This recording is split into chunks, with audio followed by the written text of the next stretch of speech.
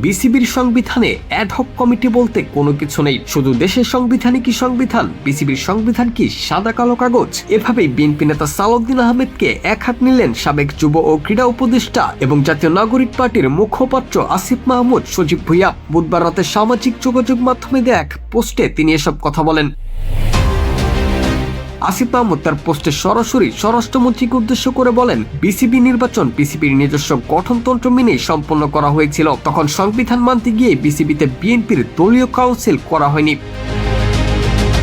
বর্তমান কমিটির বৈধতা নিয়ে প্রশ্ন তুলে আসিফ মাহমুদ বলেন, অ্যাডহক কমিটি বলতে বিসিবির সংবিধানে কিছুই নেই, শুধু দেশের সংবিধানে কি সংবিধান, বিসিবির সংবিধান কি সাদা কালো কাগজ?